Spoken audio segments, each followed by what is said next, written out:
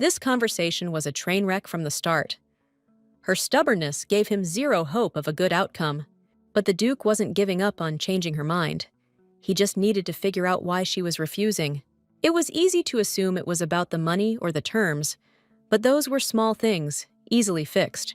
Hell, he was ready to bend over backwards just to get a yes from her. She looked into his honest eyes, felt the pull of his smooth voice, but stayed silent. Resisting the main character's charm was tough. The Duke kept pushing because she was the first handler that Kazan hadn't, messed up. You could see why he was so intense, but she wasn't backing down. She had her own goal in life, to live in peace and quiet, bothering no one. See, 5 years ago, she started remembering her past life, and it felt like she'd stepped into the pages of a novel. She even thought that if she was the main character, her life would soon take a turn for the better. But nothing changed. She was still an orphan, and a commoner at that. Honestly, she was lucky to find a headmistress who became like a mother to her. Thanks to her, the girl was able to become a trainer and land a great job. Except she's not training puppies, but fearsome and majestic dragons. And she got lucky with her charge too. I mean, her Lu was a real beauty. You really couldn't take your eyes off the dragon's snow-white scales. In this world, dragons weren't rare. Some raised them like livestock, others kept them as pets. But no dragon was ever idle. And to make sure they listened to people, you needed trainers like her. Because some of them breathed fire, you know? Others swam in the ocean's depths, or flew high among the clouds. Everyone understood these creatures had insane power. They could tear everything apart if they wanted to. Meanwhile, Lu was feeling a little mischievous, and she grabbed the trainer's clothes. No time for games right now, though. Cleaning first, then everything else. And before long, Lu's chambers were sparkling clean. But all this tidiness didn't exactly cheer up the sulking dragon. Lu could keep pouting if she wanted, but the girl had some special treats just for him. That worked like a charm. The dragon was already begging for a snack, completely forgetting what she was upset about. Her puppy dog eyes were melting the trainer's heart. She really loved this little drama queen. And she fed her well, happy that Lu was in a good mood today. But at first, the dragon didn't have much of an appetite at all. Soon we'll have to see if she's ready to be ridden or not. Just then, one of the junior trainers came running into the enclosure. He needed Lithia's help like yesterday. Thompson was in trouble, again, still struggling to tame that rock-type dragon. And those things are supposed to be the slowest, least aggressive dragons out there. Or so they say. But something clearly went sideways here. Pretty soon that dragon's gonna make Thompson his lunch, and not even blink. The dude was about to pass out from sheer terror. Just then, Lithia showed up on the battlefield, riding her awesome Lu. Thompson instantly forgot his fear, because his hate for Lithia ran deeper. He was yelling, cursing, totally forgetting he was just egging the dragon on. Unlike him, Lithia knew exactly how screwed they were, but she was ready to leave him to his fate if he didn't cut the crap. Before they could finish, the dragon went on the attack. After a little growling, the dragon calmed down and even reached out to Lithia.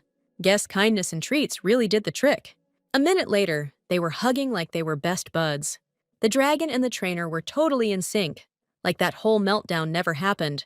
Turns out, the dragon was just in pain, and Thompson didn't bother to figure out why she was acting up.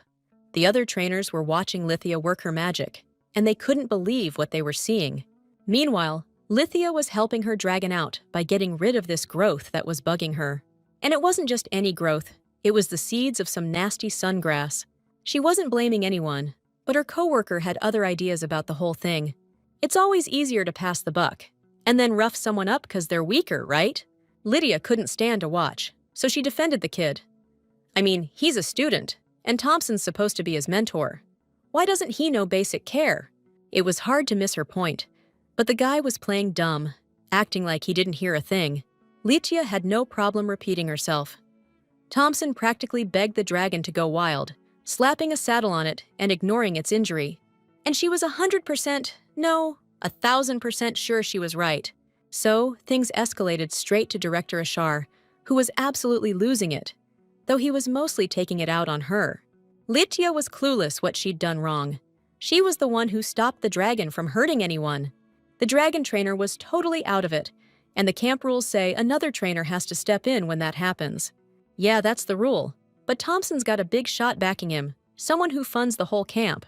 So, if she wants to keep her job, she needs to watch what she does and says. Lydia better remember, nobody's irreplaceable, and nobody's gonna let her quit on her own terms either. That was another part of the problem. As much as it sucked to admit, the boss was right about everything. That was the end of the conversation, and Lydia left the stuffy office. The girl knew perfectly well that the only thing she was really good at was training dragons, which is why she was clinging to this job. Just then, she overheard Thompson and some other guys talking trash about her again, out of pure jealousy. It stung to hear all those nasty rumors about her, but she had to put up with it, because she needed to help the kids at the orphanage, so she couldn't just walk away from this. Meanwhile, Lou's owner came to visit, and he was amazed by how docile the dragoness was. Clearly, Count Olbart was more than happy with the results. He was even willing to hang around the camp for a few days to reconnect with Lou, though he couldn't dedicate all his time to it. What's more, the guy would have been stoked if Lydia had ditched the camp and started working for his family. But Lydia turned him down, saying she was too green and had a ton to learn. Suddenly, Lou snarled and reared up, ready to attack. But the girl couldn't figure out who she was targeting. Lydia tried to calm her down, but Lou wouldn't chill. Turns out, Duke Albrandt had just arrived in Asher's territory on his dragon. So, first thing the Duke did was head straight to Asher's office and started digging through the documents. The guy had heard this place was supposed to be the best dragon training camp around, which is why he was here today. Asher was practically ready to kiss Duke Albrandt's boots, but the Duke didn't even bat an eye. Anyway, the Duke was planning on tasking this camp with training a dragon. Asher couldn't pass up that kind of opportunity, though he figured they'd be training dragons for knights. That's where he messed up, because the guy was talking about his personal dragon. In other words, Albrandt was looking for someone who could be his personal handler. The director wasn't thrilled with this idea, and tried to talk the guest out of it, since he could end up hurting his own dragon. Honestly, only the Duke himself could probably handle a dragon like that, and who knows what happened to his family's handler. But the director doesn't need to worry about any of that. The Duke's already thought it all through for him. Besides, it's not up to the guys to make this decision anyway. Meanwhile, Rick relayed the director's message about a general assembly to Lydia. It was weird, and she couldn't figure out what all the fuss was about. As much as she didn't want to go, she had to, and finish Lou and Count Albrandt's training. She saw how bummed the guy was, but promised to write down Lou's favorite treat recipe for him next time. Meanwhile, all the camp's beast trainers gathered at the first training field. Lydia was the last to arrive, which pissed off the director yet again. But she barely even noticed him, because Duke Albrandt had completely captured her attention. Something about that guy really set off alarm bells for the main character. Just then, Asher launched into a speech, announcing that he'd gathered everyone to choose a trainer for the Duke's dragon. Participation wasn't mandatory, but anyone confident in their abilities could give it a shot. The thing is, Agric's dragons only chose members of the Albrandt family, so almost nothing was known about them, which meant there was a huge risk of provoking the dragon, even to the point of, well, let's just say things could get messy since nobody knew its habits. Everyone there understood the risks, but they couldn't pass up such a huge opportunity to make a name for themselves. Lydia hesitated. She knew she could win, but the duchy was too far from the capital, and she'd have to leave. Thompson, seeing her hesitation, immediately decided to mess with her. He figured she was just faking being smart and talented, and was actually a nobody. Lydia didn't take the bait, but her friend, without a second thought, popped him one to shut him up. The guy and the girl would have kept arguing if they hadn't caught the director's evil eye. That's the only thing that made Thompson back off and leave the girls alone. The friends were quietly talking, and it turned out Lydia wasn't going to participate in the selection because of the orphanage. The main character just didn't get that she should live her own life and not worry about everyone else. Even the head of the orphanage would tell her off right now. Just then, the lottery started. Lydia still didn't participate because she'd chosen a quiet life here. Still, if things go south, she'll step in. But she'd rather not, because the Duke is way too much like a romance novel's main character. Messing with a situation like this is just asking for trouble. The selection process kept rolling, but nobody could handle that dragon. Some guys nearly lost their pants, others their eyebrows, and the dragon was loving it. Looked real happy causing chaos. Comforting her friend, Lydia realized taming this dragon was going to be a real pain. Meanwhile, Thompson was about to jump into the game. He just strolls right up to the chillin' dragon and starts patting its side like they're old buddies.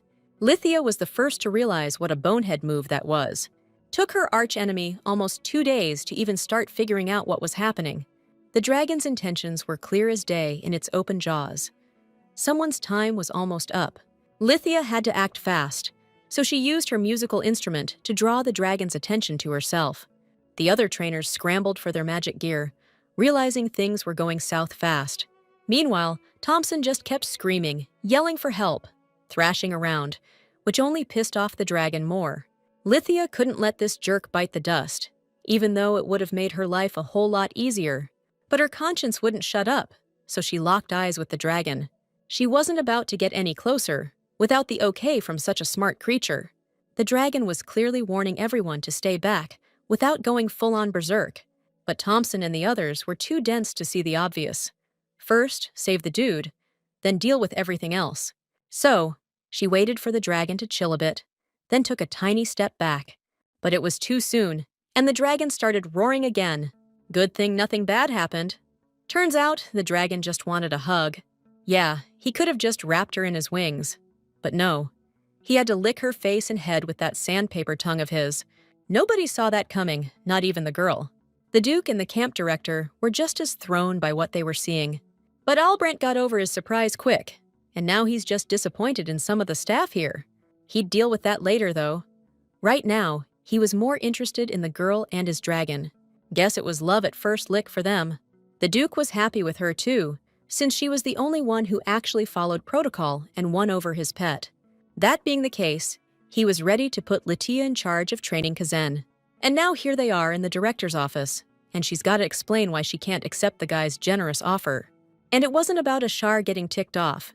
It was about the orphanage she cared so much about. Back in the day, she decided to help the director and the younger kids at the orphanage so they could live happily without a trace of fear. Lithia didn't say all that out loud, but she apologized to the Duke for refusing and left. Albrecht didn't get her logic. She could have worked with the rarest dragon in the world and been bonded to it. But she turned it all down, and Kazin probably won't accept another trainer. So, to figure out his next move, the Duke started digging into the girl's file. It showed she'd hardly ever worked with dragons from the Asharian Empire. She mostly trained foreign dragons. Still, the camp would be losing a pretty promising and talented handler if things went south. And honestly, if it weren't for Papa Thompson, Lithia would be in a totally different spot here. But Albrecht wasn't interested in the sob story. A trainer's useless if the dragon rejects them. Besides, if Ashar isn't happy with Lithia, he can always try training his boy himself. Yeah, and it wasn't even clear if Lithia would become the Duke's personal handler. With that, Albrecht wrapped up his visit. But as a parting gift, he told the director he was leaving Kazen here, giving him a chance to get better acquainted with the dragon.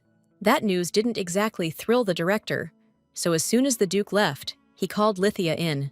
Lithia, on the other hand, was pretty stoked about this unexpected twist of fate, but she quickly snapped out of it, realizing it wasn't exactly the greatest idea.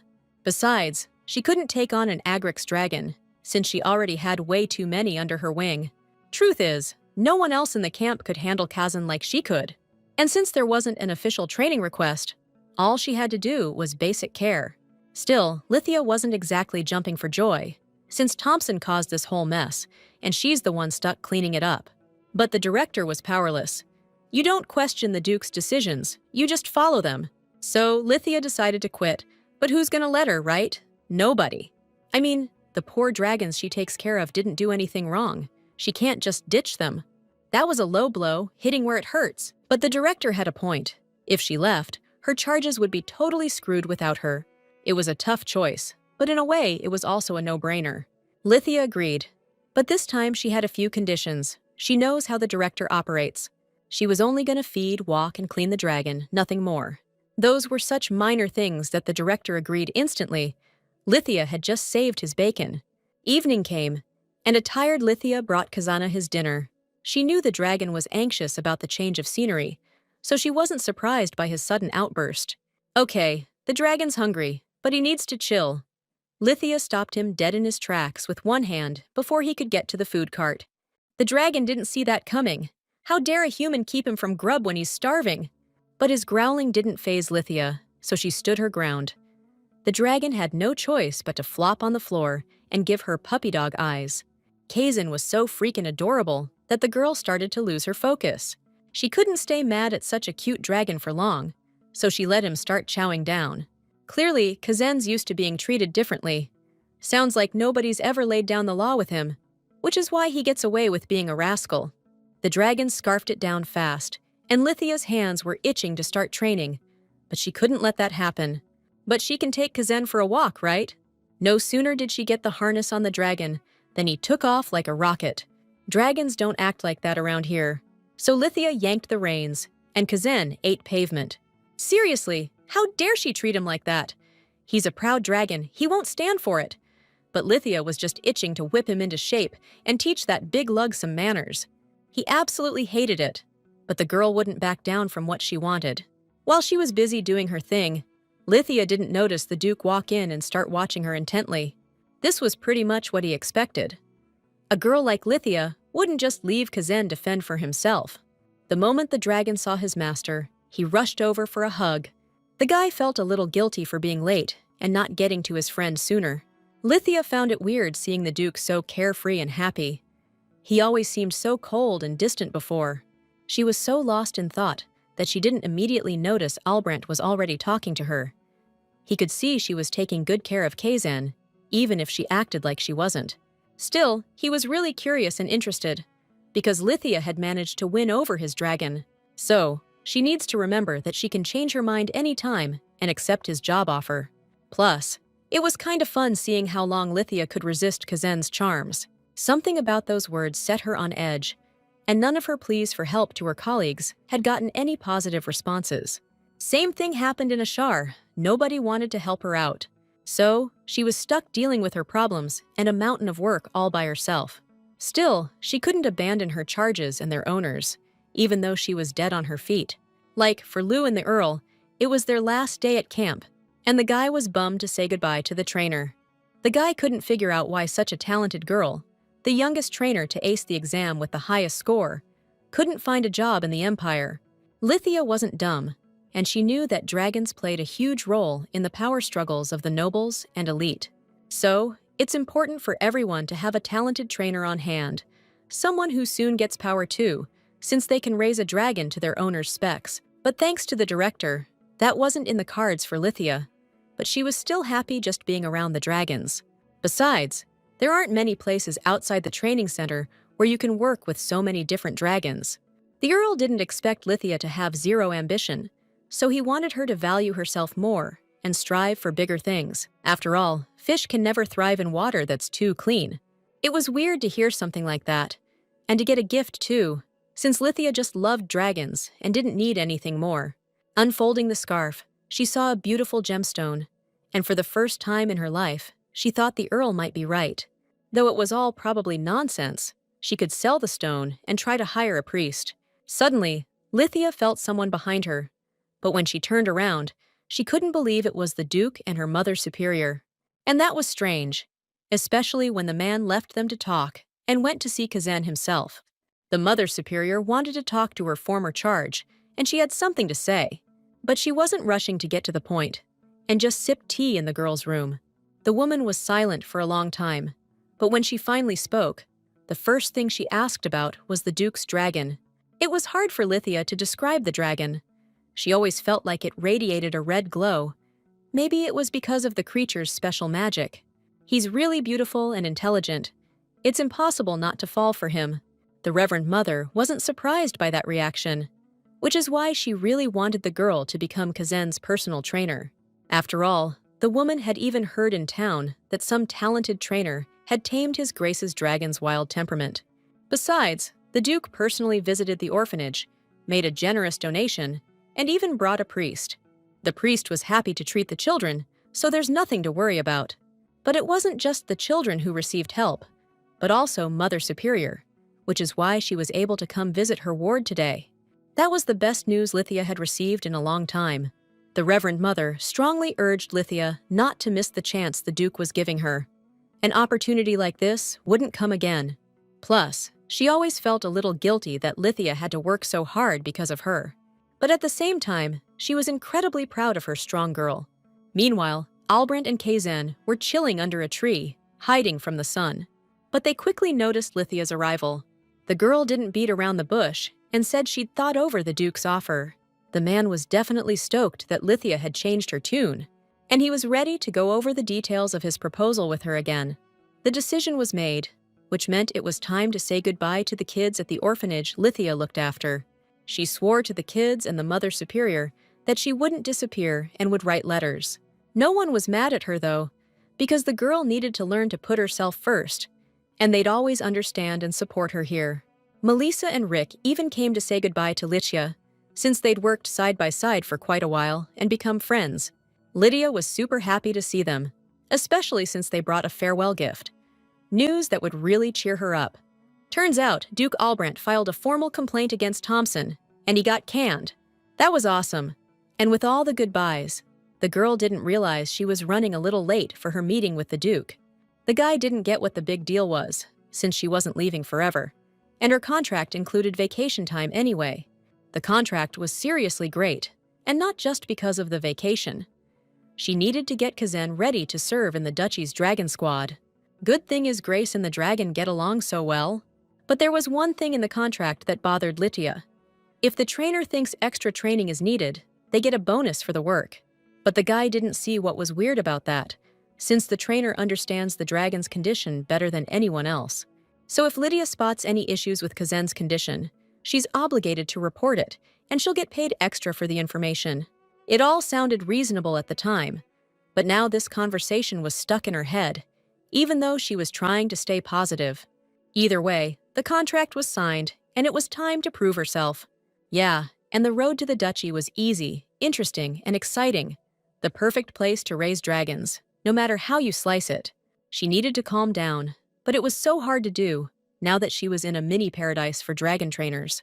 Only the escorts didn't share her enthusiasm, though Kazan recognized her, so she shouldn't have any problems. At that moment, the girl started to feel uneasy, because the other men were starting to look at her strangely. Lydia had no idea how she could have gotten on their bad side so quickly, but she definitely had something to think about. Although, she could guess it had something to do with wounded pride, since Kazan opened up and started listening to her, leaving the Duchy's head trainer out in the cold. Only now did she realize that becoming one of the team in this long-established group wouldn't be easy. But they had already arrived, and the girl was looking forward to meeting different dragons. But when the gates opened, her hopes crashed against the rocks of reality. Too bad there wasn't a single dragon there. There couldn't have been, not with Kazan spiraling out of control so fast. And to top it off, the head trainer immediately found something else to do and wasn't about to help Lydia settle in. He took off so fast, Lydia didn't even have time to shout.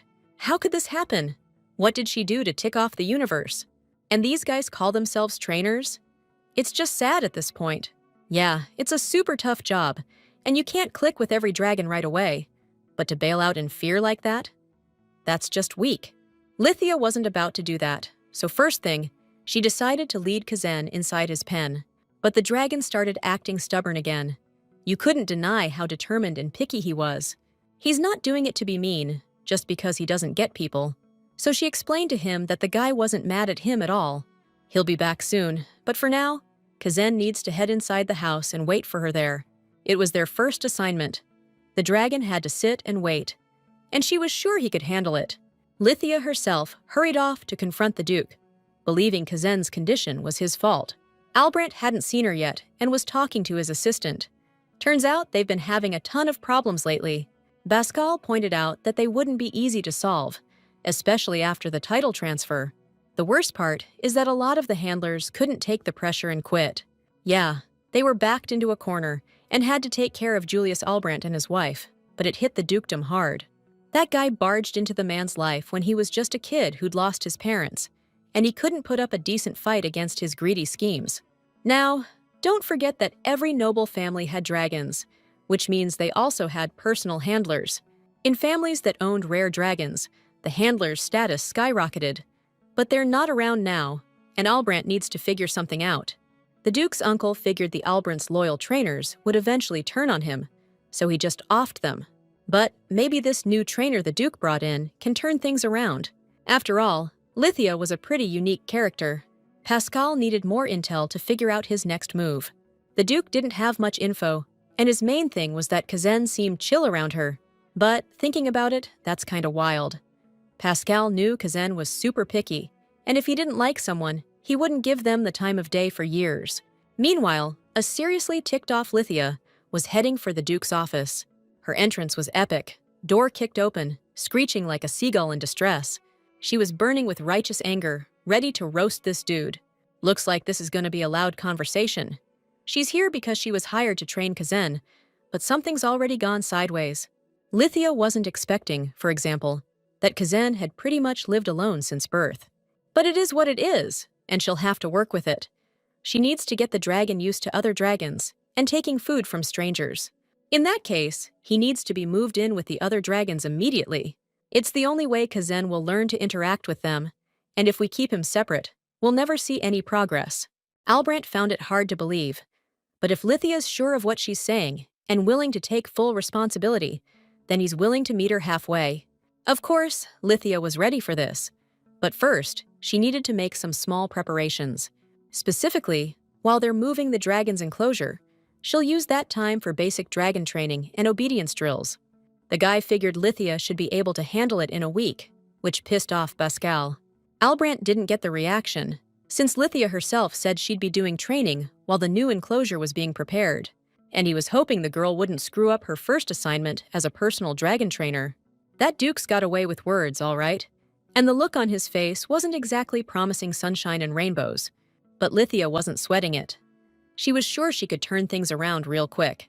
The conversation wrapped up, and Lithia watched the other trainers straight up ice her out. No time to dwell on that, though, because it was evaluation day for the basic training results. Turning it into a public spectacle was kinda lame, but she was dying to prove that Duke wrong. A couple minutes later, Lithia was flying on Kazan to the training grounds to meet Albrandt and the other dragons. Now she had to see if Kazan would actually listen to her commands, with all those other dragons around. Of course, things didn't go smoothly. The second the other dragons saw Kazan, they freaked out and started acting up. Lithia knew she had to take control. First things first, she told the dragon to behave himself. It was tough for him to follow her orders, but he was giving it his best shot. But it still wasn't enough, and the girl asked him to scoot back a little. Reluctantly, Kazan did what Lithia asked. That was a huge step forward, and then she asked the dragon to lie down. The dragon liked that last command the best, while the other trainers watched in disbelief. Even the Duke couldn't believe his eyes, because up until now, he was the only one who could control his dragon's urges. Overall, everything went down exactly like Lithia said it would. It sounded like a compliment, but there was some kind of hidden meaning in it. What's more, Albrandt didn't look happy, but it should have been different, but it wasn't. But Lithia decided to think about it later. Right now, the Duke needed to accept the initial results. Besides, a dragon's a living thing, and you can't completely change its personality or predict its actions. You could feel the tension in the air between them, thick enough to cut with a knife. Still, the Duke put her in charge of training the beast handlers in his territory. Lithia was floored. There were tons of other handlers around, so why her? Except, in the Albrandt household, she was the only one. The people she'd seen were trainees who needed a mentor. That was a low blow. These rookies could screw things up big time and upset the dragons. The Duke had no right to keep that info from her, and she let him know it. Today's training could have been a disaster. The trainees could have hurt the dragons, and Kazan could have gone ballistic. How could he be so irresponsible? But nothing bad happened. Lithia kept Kazan in check. Otherwise, the whole mess would have landed on her. The guy left, and Lithia was trying to wrap her head around how a house like Albrandt didn't have a single personal handler. She wanted to tear the place apart. How could this happen? The Agrix dragon chose this noble family, and now he's got no personal handler? She gave off this vibe, like she came from some old noble line, but without the pedigree. And she wasn't far off. After saying that, the guy clammed up and started giving her the once-over. Truth is, he came to the shed to find Lithia and give her props for training Kazan so well. Now he's got a whole damn show, but he's gonna hold off on that now. What he is curious about, though, is whether Lithia remembers the terms of her contract. She remembered, but she didn't think the clause about extra work and bonuses would apply to this kind of thing. So, the question now is, does she think the team's training is good enough to start working with Kazen? The answer was obvious to both Albrecht and Lithia, which means the student's training can be considered part of the dragon's education. But Lithia was worried. Yeah, she'd get paid, but this was a bit much, even for her. Yeah, and His Grace was pissed, 'cause Kazen actually listened to her. Whatever. What's gonna happen is gonna happen, but we still gotta work. So the girl figured a house like Albrecht's had to have some special training techniques. She really wanted to check out those records. An awkward silence hung in the air. Then the Duke got curious about how well the girl knew his family. The question caught Lithia off guard, since she never really cared about rumors. She spent all her time training the former kingdom's dragons, so she didn't give a damn about noble family's business. So, the Duke decided to start his story from way back. Turns out, his family lived for 100 years without an Agrix dragon, until one showed up for him not long ago. And before that, there wasn't a legitimate heir in the family, and that kicked off a power struggle. You can probably guess what fake heirs did with their personal trainers. Lithia had a hunch, which just made her more determined to train Kazen and teach her students. But while she's doing that, the dragon enclosure move is on hold, which makes things easier. So, day 1 of training the apprentices is here, but Lithia could feel they didn't like her. But the girl forced a smile and introduced herself, announcing she's the personal trainer for House Albrecht from now on, and mentor to the assistants. You could see the disapproval, confusion, and distrust all over the guys' faces. Pascal totally got where the assistants were coming from, but they each needed to remember the Duke personally chose Lithia. That kind of hype didn't help her, and neither did telling everyone to just relax and be themselves. Not in this situation. Some of the guys were surprised, since they'd never seen her before. Others were wary, since they'd had the honor of escorting her here. And that was a pretty normal reaction to changes in news like this. Yeah, she's their teacher now, but she's new, doesn't know anything about the duchy's dragons, so she respects every assistant who's been taking care of the dragons. She was ready to share her knowledge with them, and in return, she needed info about the duchy's dragons and the Agrix dragons. One of the assistants jumped right into the argument, asking what would happen if some clumsy intern pissed off the Agrix dragon. What's worse, Kazen almost fried one assistant for bringing the wrong food, and nearly clawed another to shreds just because he was in a bad mood. They can't even get near him. Lithia knew it was a deliberate jab, but she figured that since everyone here was supposed to be working with dragons, it was in their best interest to share information. But the guy saw things differently. He thought nobody here wanted to end up as Dragon Chow, courtesy of the Duke's precious pet. And the redhead thought that since they didn't have a license, they shouldn't even bother trying. Lithia hated that kind of attitude. For her, dragons were everything, and she wanted to believe everyone there loved them, license or no license. Besides, she wasn't aiming to be the big boss. She wanted to work side by side with people who shared her passion for dragons. That's why she wasn't ashamed to ask her colleagues for help. In that moment, she remembered the Duke, who was convinced that if she were any less sharp, she would have already met the same fate as the previous trainers. Right then, she realized clearly, Albrecht was threatening her, and he wasn't even trying to hide it. After that, he turned around and left, promising decent pay for her work. But she and the interns had to prove their worth. Or else they were toast, you could read between the lines. All right, the meeting's over, and time to feed the dragons. Lithia instantly knew the intern was hinting she should do it herself. How badly this dude underestimated her, and he even smiled sweetly while saying nasty stuff. But Lithia wasn't about to back down, and smiled sweetly back, hoping he was just talking about feeding. And she was right. If that's all it was, then the assistant could go about his business. She'd handle it herself. After watching the guy's reaction, she came to a few conclusions. Now she needed to get to work. They weren't the first to try and demean her. They're nowhere near Thompson and Asher's level. They're gonna regret dumping dragon feeding on her.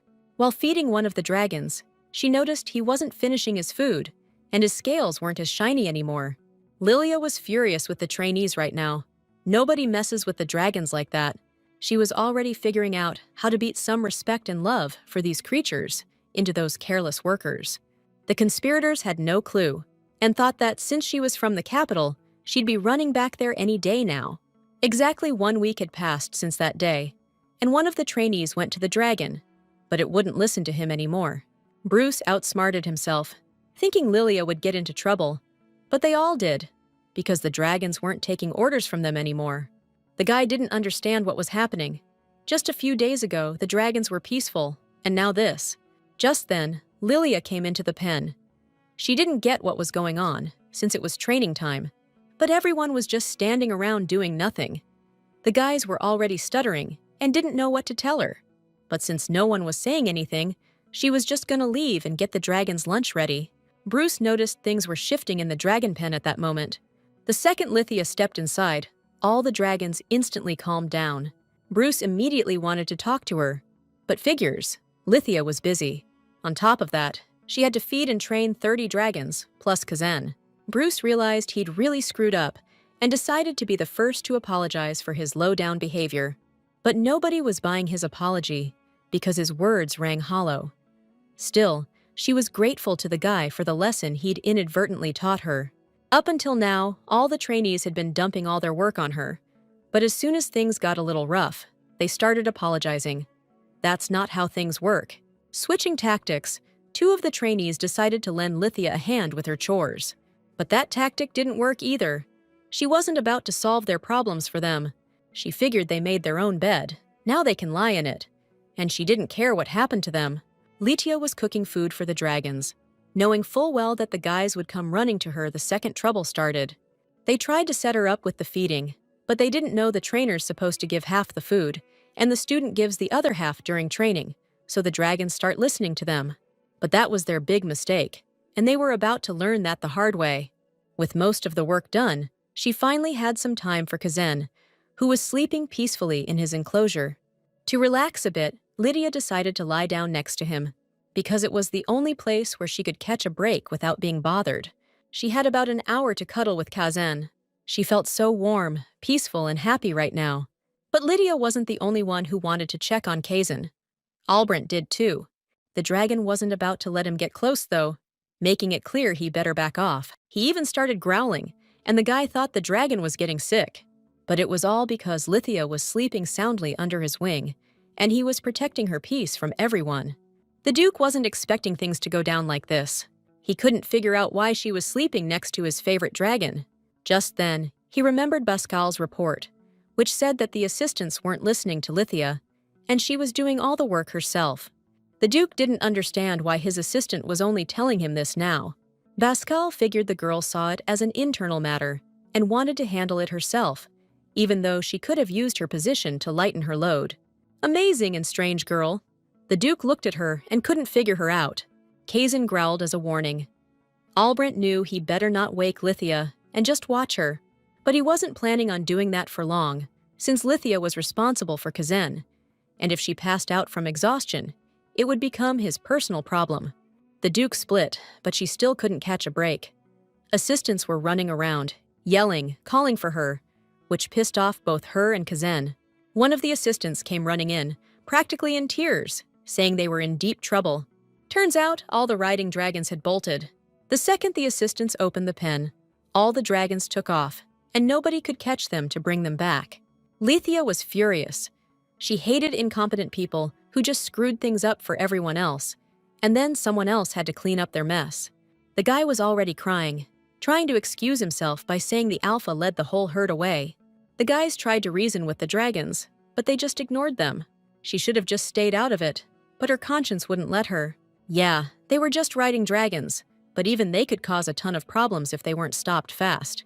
So, she decided to take advantage of Kazan's eagerness to prove his loyalty and asked the assistant to open the riding dragon's pen gate. Lithia was on a mission to bring all the dragons back home. So, she was flying after the runner dragons, which kinda looked like regular horses, if you squinted. The girl was trying to think like a runner dragon, trying to figure out where they'd bolt to. Since no one was in sight, she asked Kazan to fly higher for a better view. After a while, they spotted the whole herd down below, making a beeline for the field. They looked happy and pumped. But it was time to end the fun and games, so Lithia blew a special whistle, catching the leader's attention. And as soon as the herd slowed down, Lithia and Kazan swooped down too, blocking the dragon's path. Okay, party's over, time to head back. Except the dragons didn't see it that way. And if Lithia had come here without Kazan, she'd be freaking out right now. Agrix the dragon made it crystal clear that the steeds better listen to his personal trainer. Meanwhile, the assistants were freaking out in the steed pen, not believing they'd ever get them home. The guys knew they were in deep trouble, but they didn't have a clue how to fix things. Even if they rested up and rode after the dragons, there was no way they could force those pets to follow them home.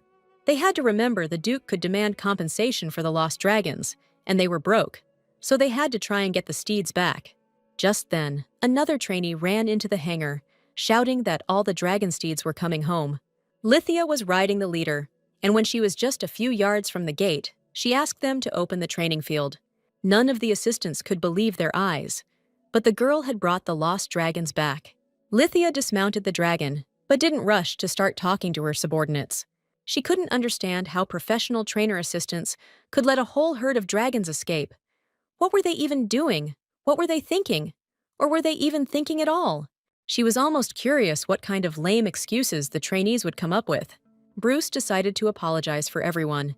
He even got down on his knees in front of Lithia, totally owning up to his screw-up. That was enough. She didn't want beef with all of them. She wanted to work side by side with them. After all, she'd said from the start that she needed every one of them.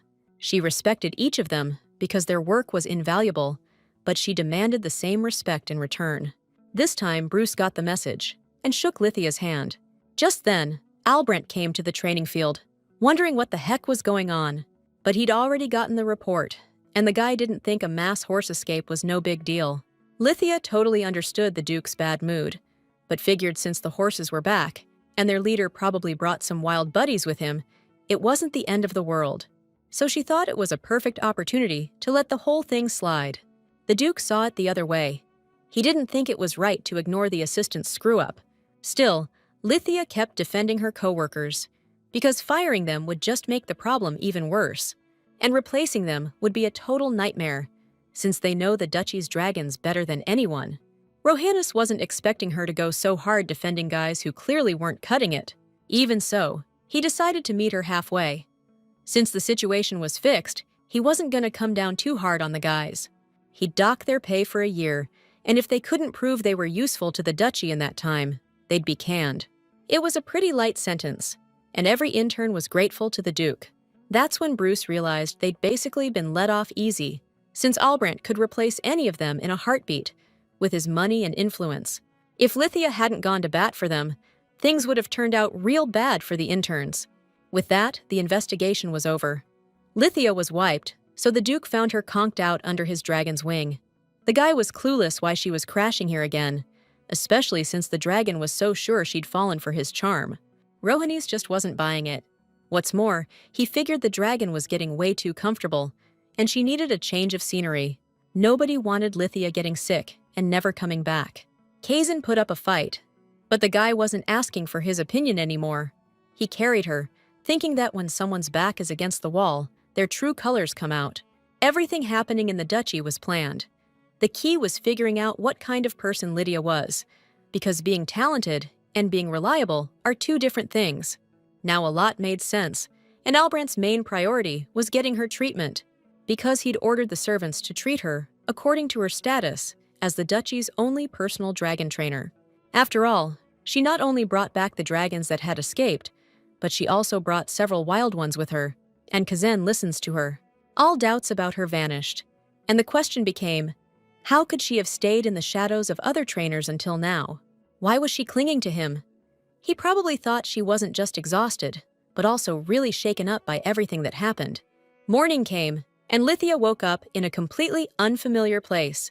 It was a beautifully decorated room in the Duke's main residence. But the fear and confusion quickly faded, and Lithia, like some character in a cheesy novel, started saying dumb things. Seriously, she needed to figure out where she was. Last thing she remembered was falling asleep in the dragon's enclosure. Just then, the butler came into the room and brought in tons of food, saying the Duke wanted her to rest today. It was only now dawning on the lady that she'd been changed, put to bed, and now they were going to feed her well and force her to relax. It felt wrong, and she started worrying about Kazan. But the Duke showed up, saying he'd taken care of her dragon himself. The guy seemed weird to her, even suggesting they eat together. Honestly, she thought she was too embarrassed to even swallow, but her appetite was surprisingly strong. Rohan's didn't seem to notice her discomfort. He was just wondering if sleeping next to Kazan was actually safe. She knew she probably shouldn't have, but his scales were just so warm, she couldn't resist. That was an unexpected explanation, and the guy told her not to do that again. Besides, training Kazan is just an excuse. He's been looking for a permanent personal handler for the duchy the whole time. And he was curious if Lydia really thought Agrix-type dragons actually needed to live in groups. Lydia really did think so. Socialization is important, just like the ability to live in groups, which surprised the guy. It's because Kazan isn't a wild dragon. He lives among people. If he starts hurting them, there's only one solution, and the Duke won't like it. Namely, if that happens, the dragon will have to be put to sleep. If Albrecht doesn't want that, he needs to do things her way. Even if Rohanus refuses, what's he gonna do against a direct order from the royal family? You gotta understand, a dragon called the living volcano could cause some serious problems, and the Duke can't just ignore that. Lydia knew she was being harsh, but the human world just isn't made for dragons. The fact that there haven't been any incidents so far just shows how much the Duke cares.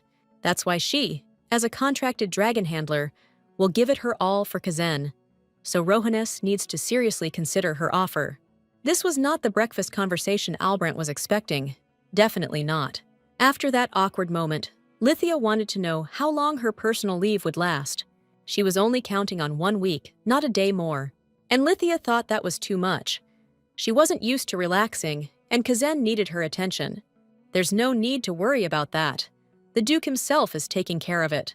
After that, the young dudes split, leaving Lydia all alone, not knowing what to do next. She could tell the guy genuinely cared about the dragon, but every time they started talking, they'd smoothly dodge the main point. It was a little frustrating, but right now, she just wanted to chill and have some fun. 3 days later, the girl bumped into the guy in the hallway of his mansion, near the library.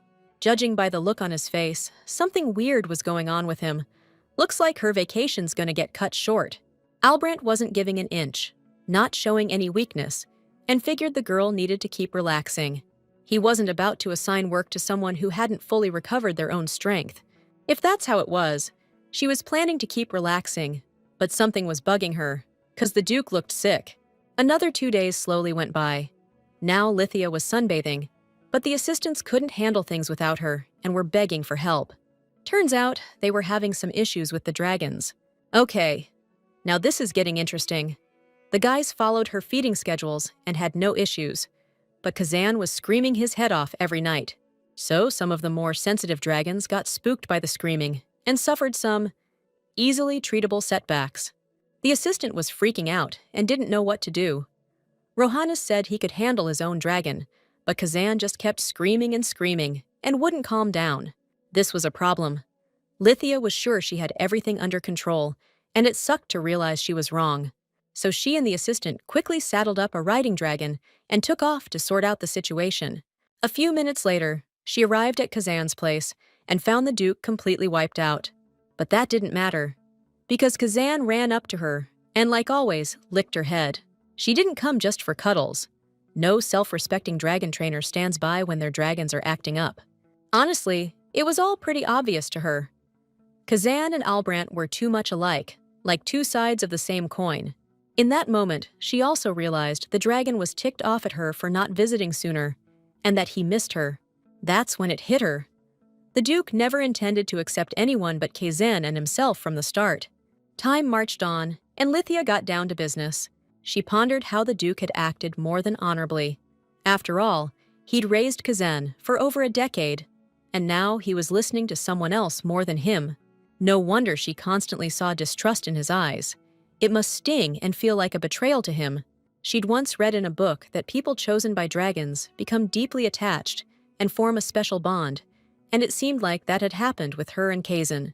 And it was partly her fault. She hadn't considered that the dragon might act this way. Things got awkward between them that day. The Duke let her finish her vacation, since he couldn't personally calm Kazan down. Now, more than ever, Lithia understood she couldn't afford to screw this up. The personal trainer should have corrected some of the dragon's behavioral issues back when he was a kid, but no one ever told Albrandt or the dragon about it. And she's got to bathe the dragon today. A lake would be perfect right now. Just toss the dragon in. Problem solved. Seeing the girl was bummed, Kazan tried to cheer her up, but she just told him to back off. But the dragon was determined to wear her down, screeching, writhing around, acting like a spoiled brat. Thing is, the whistle snapped Kazan out of it. If he wanted affection, he could go to his grace. Lithia wasn't gonna pet him. Kazan was hurt, but Lithia was unyielding, even though she desperately wanted to hug him too. It was the right call. The dragon and his master couldn't risk their fragile bond because of her. Meanwhile, Albrandt showed up at the park too, and he totally wasn't expecting a dragon to jump him out of nowhere. He knocked his owner to the ground and started licking his face all over. Lithia caught them in the middle of this boring activity, hoping the Duke hadn't changed his mind about fixing the dragon's behavior. Albrandt wasn't backing down, but he didn't think you could fix something like that overnight. He stared into Kazan's eyes, confused why his dragon was so happy. Just yesterday, he wouldn't listen, kept calling for Lithia and crying. But now, he felt like a little kid again, like his little dragon had come back, and they were together like before. The Duke could feel Kazan's joy, the joy of seeing him. Lithia noticed it too, and decided to leave them alone and work with her assistants herself. But before she could even take a step, the Duke stopped her and apologized. The guy knew he'd messed up. It was just, Kazan had never cried for anyone before, and it hurt him to hear it and see it. Lithia understood everything, and since she was Kazan's personal handler, fixing stuff like this was her job, so no harm done. With that, she left, knowing she'd done a good job. Lithia could finally breathe, even if just for a little bit. Albrandt watched her straight back as he hugged Kazan, realizing they finally had a personal handler. Meanwhile, back in the other paddocks, things were buzzing. The assistants were cleaning up the enclosures, while the dragons got their exercise in the field. That was good news, but the girl had other things on her mind. Training starts tomorrow, but today she wanted to check on the dragon's condition. Overall, things seemed all right. The dragons were taking turns roaming around, except Lord Pascal always walked his pet himself. Rumor had it that Duke Albrandt personally found and delivered that dragon to his aide, who was also his childhood friend. Suddenly, Lithia heard strange noises. One of the dragons was getting aggressive. The trainees freaked out when she reached her hand toward the dragon, but she was fine. All she wanted to know was who was responsible for that dragon. She didn't have to call the trainee twice. She needed to figure out if anything unusual had happened to this dragon recently. Louis was always super sensitive and reacted strongly to everything around him. And that's all because this dragon's already switched owners once before. It happened right when the dukedom was caught in a serious power struggle. Bruce didn't know the details either, probably why he's still alive, but he heard that Louis's trainer and owner both died back then. A lot about the dragon's behavior makes sense now, since he instinctively understood that his old master wasn't coming back. The assistants were hurting to see Louis suffer too, so they'd be thrilled if Lithia could help him accept a new owner. Good question. Lithia couldn't say for sure. First things first, she needed to check out Lady Dirna, Louis's owner. That woman was the only alchemist in the Albrandt house. The girl decided to go to the Duke with this issue. Gotta start somewhere, right? Besides, Albrandt needs to know that all his dragons have problems, but Louis is the most urgent case of them all. And there was a high chance that he could cause a situation pretty soon. Sadly, the guy kinda suspected something like that himself, since he was always surrounded by just assistants, but they'd all managed to stay out of trouble for so long. And Lithia was sure all the trainees would make great handlers. She believed it was totally doable to certify them all within a year, especially since they managed to raise dragons in such bare-bones conditions. Right then, Lithia realized she should have been persuading the Duke, not turning the conversation into a battle of wills. Lucky for her, the Duke decided not to interfere, figuring if Lithia was so confident, she could pull off the impossible. And that's because she knows better than anyone else here how things should be done. He trusted her, even when it came to the Kazan situation. Having received the Duke's orders, Lithia headed to Lady Dirna's lab, finding her completely absorbed in her research. If the woman wasn't willing to cooperate, she wouldn't go against the Duke's written orders. After a little while, She found the right room and knocked on the door. The door took forever to open, but finally it did, and this girl appeared in the doorway. Dirna was a beautiful brunette, but she didn't get why Lithia was pulling her away from work. The girls introduced themselves, and then Lithia handed the alchemist the Duke's orders. Grudgingly, Dirna let Lithia into her office, and that's when Lithia got a surprise. A total disaster zone, not even a place to sit.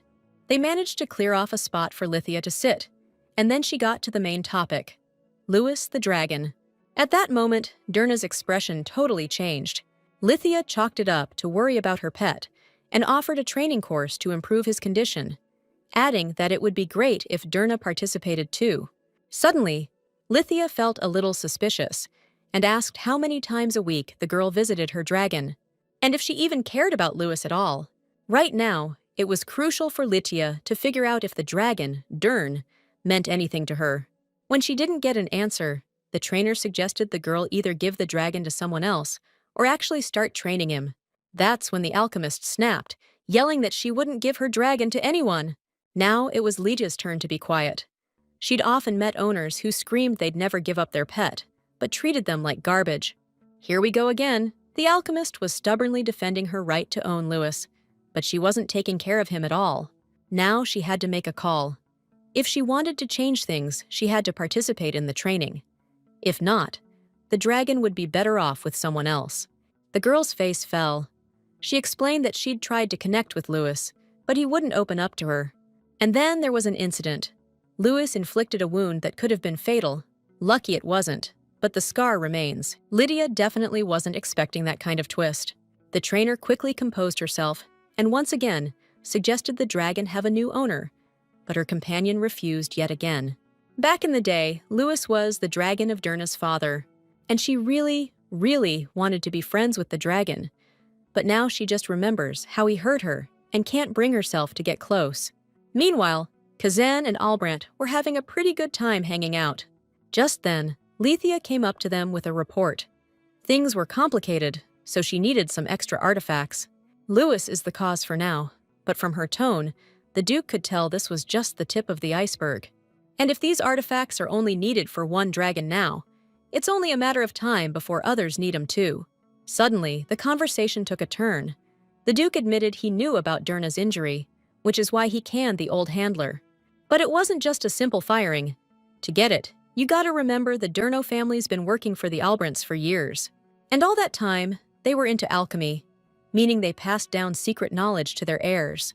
Now Lithia's gotta figure out what motivated those handlers who were trying to get close to Louis. That's right, every single one of them was sent by the Duke's enemies, who wanted to wipe out all the alchemists here. When the attack happened, Albrandt explained everything to Dirna, but she didn't hear him. She was too freaked out by the attack itself. And if anyone else could have understood the alchemist, it definitely wasn't Lithia. On the other hand, she felt bad for Dirna, because she was blaming herself for everything, instead of the coach who stirred up this whole mess. Plus, a dragon who's lost its master can't just forget them and accept someone else so easily. She's got a wall up around her heart now, and it's hard to tell how strong it is. Dirna felt it too. She felt sorry for the dragon, especially when it cried. It hurt her too. That's why she didn't want to give the dragon away, because she'd lost someone close too. They were the same, but Dirna couldn't get her feelings across to Louis. Now they needed to find a way to fix everything. Kazan and Albrandt watched Lithia freaking out, but they didn't know how to help her.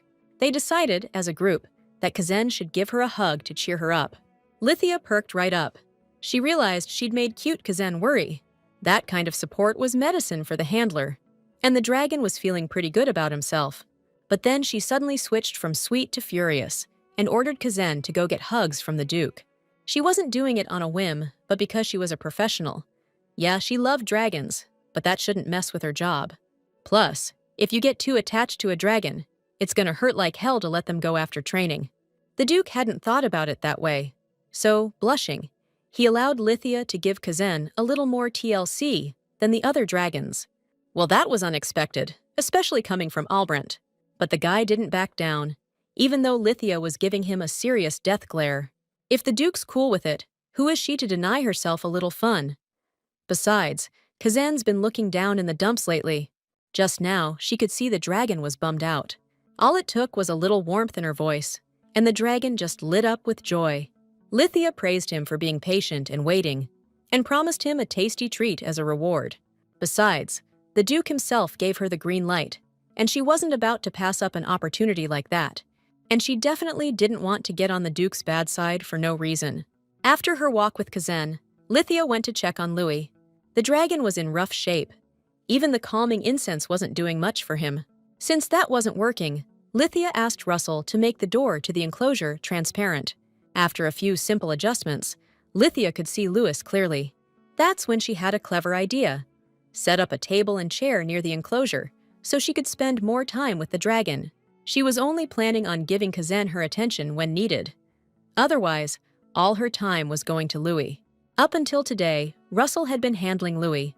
The dragon was holding back, not attacking the guy, but you could tell he didn't exactly like him.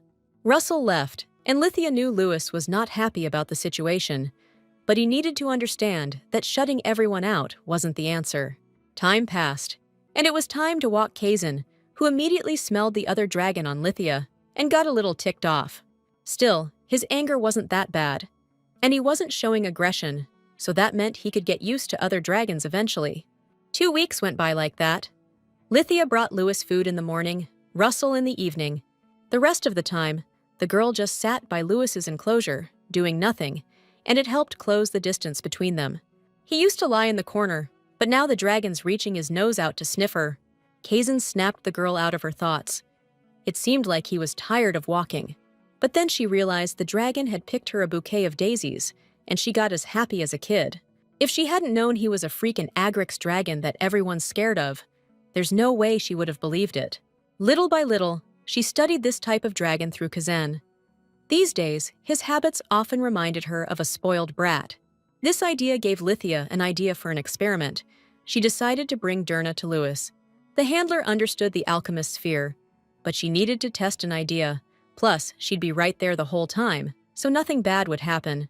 And so the girl stood near the dragon. She was scared out of her mind, but she found the strength to say hello. Louis didn't attack, but he looked extremely wary, and the dragon's patience was about to snap. Lithia's intuition was right. Louis growled, showing that a peaceful conversation wasn't gonna happen. And then Louis lunged at the bars, and at that moment, Lithia realized Louis wanted to off Dirna. Wait a sec. The dragon didn't want to off his owner. He wanted to off Lithia.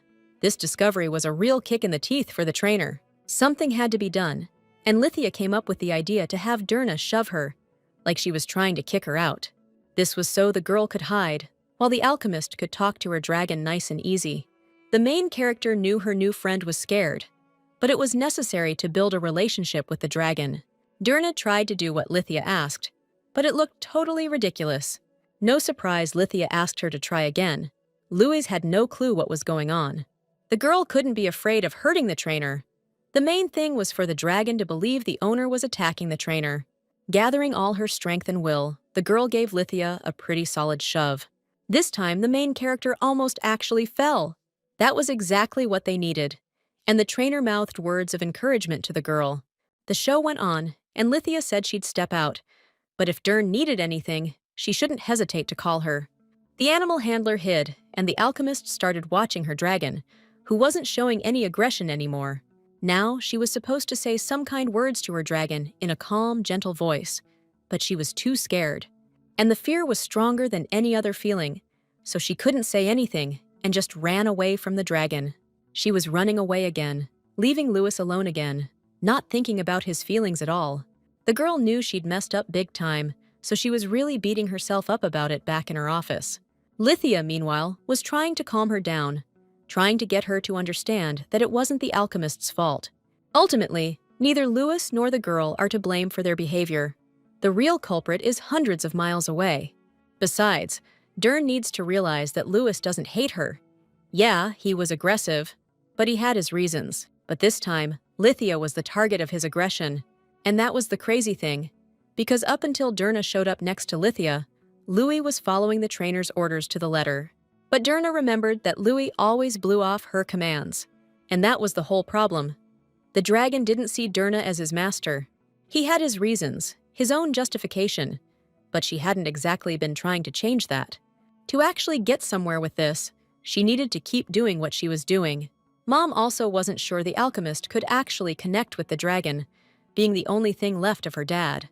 Lithia didn't have a clear answer either, or any real guarantee this would work. But if Dirna wasn't backing down, Lithia would give it everything she had to help her out. The alchemist knew she still had a long way to go, but she was asking the trainer to meet her halfway and lend a hand. Because she wasn't just going to quit, she wasn't willing to give up on Louis.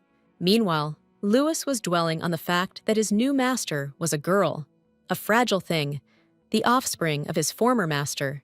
Back in those dark days, his former master vanished, and the dragons he was close to were dying, choking on their own blood. Back then, this girl couldn't protect anyone. Now, things were starting to shift dramatically. She was still scared, but she was approaching his enclosure. She was even trying to bark orders at him with that bossy tone. And now, it was getting harder and harder to disobey her commands. For a second there, Louis almost thought he was looking at her father, not a little girl. Louis knew damn well his master was dead, and that's why hearing those familiar inflections in her voice was so unsettling. Lithia and Kaizen were watching all this from the sidelines, and the handler figured she needed to step in and teach Louis a little lesson. Just then, Duran turned around and saw Lithia entering the room. But the girl didn't come to the meeting alone. She brought Kaizen with her. Duran was seeing the Duke's personal dragon up close for the first time ever. You gotta give it to the dragon. He definitely knew how to make an entrance just by showing up. And unlike Louis, he was being super friendly with the stranger. He even let her pet him, which totally pissed off his buddy. Duran got freaked out, but Lithia told her not to stop and to keep petting Kaizen. It was a clear message, meant for Louis to understand that if she didn't play ball, the person who only had eyes for her might just move on to another dragon. And let's be real, that was the honest truth. A decision that had been brewing for a while now. If Louis doesn't change her attitude, even if Duran has second thoughts, Lithia's still gonna do what she has to do. Honestly, she's playing a dangerous game right now. Kaizen won't forget this kind of disrespect. Louise needs to learn her place in the non-dragon pecking order and not get sassy with the top dog. Looks like she finally figured out who's in charge around here. Louise even broke down crying from all the stress, and Dirna didn't want to leave her, but Lithia made the girl go. Once they were out of the room, Lithia asked if the alchemist was okay. She was fine, since she'd chugged a courage potion earlier. All in all, she did a killer job today, and now she can visit Louise's pen once a week. And the girl doesn't need to sweat the dragon's health, 'cause Lithia will personally keep an eye on everything. Meanwhile, a satisfied Kaizen strolled back to the dragon trainer. Seeing how carefully Lithia was treating this massive dragon, Dirna asked her to look after Louise too. The alchemist doesn't need to worry about that at all. Now it's the dragon's turn to sweat. And just like that, a whole week flew by. Everything was going smoothly, but then Dirna came running, looking totally freaked out about Lithia. She was super worried about her dragon. Like, was she eating okay? Getting enough exercise? Just generally, how was she doing? There were way too many questions, so Lithia figured it'd be easier to just show the results, which honestly, she wasn't completely sure about. Dirna was seriously stressed, because if this method didn't work, who knew what would happen next? But the second the dragon saw her owner, she bolted over and leaned her head against the barrier. She really didn't want to roar anymore. She was crying and begging to go to her mommy. Dirna didn't get what was up with her dragon, but Lithia told her to say something sweet and kind to Louis. But before she could even get a word out, the dragon showed submission, recognizing her as her owner. It was all good. Lithia just made Louis understand that the only person who truly loved her was Dirna. Truth is, the trainer's method was pretty intense, and now it's up to the alchemist to build a trusting relationship with the dragon. The girl was incredibly grateful to Lithia for all her hard work. She was also proud of herself for acing her first crisis at this new job. Just then, she noticed Bruce and a few of his assistants approaching her. Each of the assistants wanted to express their admiration for Lithia's work. That's when she remembered she'd been so busy she'd forgotten about the deal with the Duke, and she could really use Bruce's help right now. He immediately figured that she was probably going to bring up certification. That was exactly it. Lithia wanted to help the interns get their official trainer licenses. Because every intern here has the experience and skills to be a fully qualified trainer, the only thing they're missing is the certificate. And once everyone has a certificate, the difference between interns and full trainers will disappear, at least in how they're treated. Besides, if these guys don't get certified, they'll all be kicked out of the duchy, and Bruce knew that was probably going to happen. The guy appreciated Lithia's offer, but thought it'd be way too much for him to handle. Lithia was trying to figure out why he felt that way. Thing is, he didn't have a wife or kids. He had enough cash, and science was never his strong suit. But there was a lot at stake. The Duke doesn't make empty promises. Why couldn't Bruce get that? Maybe he did get it, but his experience working there, like the other assistants, was just too specialized. Did all the interns think the same way? Turns out they did. And that was a problem that was going to make life a whole lot harder for everyone. But Lithia wasn't one to back down, and she was determined to make sure all the assistants got certified and kept working there. She knew how much effort everyone put into taking care of the dragons in the duchy, so she was ready to help them all get that piece of paper.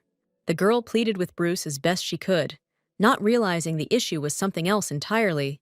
Let's be real, everyone wanted that certification, but Lithia was swamped, so they didn't bother asking for her help. I mean, every day she's checking up on every dragon, correcting Louis's behavior, and even walking Kazan. Everyone respected her because she managed to do what they couldn't: get things moving in the duchy.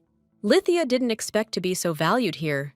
She wasn't doing anything special, just helping dragons and their owners. Besides, she was happy, and she didn't want to lose the people who worked here. On top of that, if they all got canned, she'd be worked to death for sure. In the end, they understood each other. Lithia agreed to train assistants 3 evenings a week. Bruce and Lithia sealed the deal with a handshake. Evening came, and Dirna walked the castle halls, feeling incredibly happy. Before today, she'd often thought about giving up on Louis and ending the struggle for both of them. Truth be told, she was totally burned out from the dragon's mistrust and aggression. Even now, Louis still spooked her a little. She remembered that bloody incident way too well. But now she could pet the dragon on the nose, and that was a huge win. Just then, she spotted the Duke in the hallway. This meeting wasn't accidental. She was bringing him what he'd asked her to prep earlier. Albrant noticed Dirna's joy. She couldn't hide it. Lithia really came through. The Duke didn't doubt it for a second. He'd landed himself one hell of a handler. At that moment, Dirna followed the man's gaze and saw Lithia giving a lesson to her assistants. What's more, she'd promised to train the newbies in exchange for keeping an eye on Louis. This time, the Duke knew he'd struck gold and brought it back to the duchy. That was an interesting chat, but Dirna took a closer look at Albrant, realizing he still wasn't sleeping well. That was definitely out of line, and he wasn't about to admit his weakness or talk about it. But then he stopped himself. Yeah, the meds barely worked, and he could only really crash out next to Kazan. It was a problem. Dirna totally got it, but she had no idea how to help Albrant. Meanwhile, Lithia went to feed Kazan and saw her precious employer sprawled out next to the dragon, fast asleep. He looked so sweet and vulnerable like that. It was hard not to reach out and touch his handsome face. It would be perfect if this guy wasn't such a hard ass all the time. Nope, sitting here staring was too much. Time to wake up Sleeping Beauty. That was a seriously bad call. If it wasn't for Kazan, she'd be a goner right now. Even so, the Duke's blade nicked her neck. Now she had to figure out who was to blame and what to do next. Even though Lithia was freaked out, she apologized to the Duke first. After all, she was the one who came up to him while he was sleeping and scared him. That's when Albrant noticed she was hurt. He knew he was responsible and needed to get a healer to check her out. But she didn't want to see a doctor, figuring it would heal before the wedding. But looking at him, she realized he was really worried. Besides, he seemed totally out of it, so she tried to bring him back to the present. Slowly, the guy started to come around, realizing he was home, with Kaze and Lithia. Clearly, Albrant remembered something from his not-so-easy past. He was way too pale. It was like Lydia saw something she wasn't supposed to. And while she was awkwardly looking away, Albrant scooped her up and carried her to the healer. More than anything, Lithia wanted him to put her down. The bleeding had stopped, and this was totally unnecessary. Nobody was listening to her, though. All that mattered was patching her up quick so she wouldn't scar. Even if they didn't go to the priest, they were still going to treat that wound. That was an order, no arguments. But Lithia fought back, saying she needed to feed Kazan first, which earned her a nasty growl. The Duke started to cave, realizing no matter how hard he pushed, Lithia wasn't going to the healer. Fine, then he was willing to talk about whatever she wanted.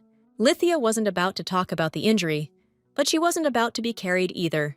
As much as he hated it, he gave in. And now they were back at the castle, where the butler greeted them. This worked out perfectly for Albrecht, so he told the servant to fetch a priest to heal Lithia's wound. The butler was freaked out. He didn't know what happened and was really worried about the girl. Nobody said anything to that, and Albrecht even ordered the handler to be well fed. Lithia wasn't expecting to be taken care of like a princess. But besides the food and treatment, the Duke asked the butler to give Lithia something.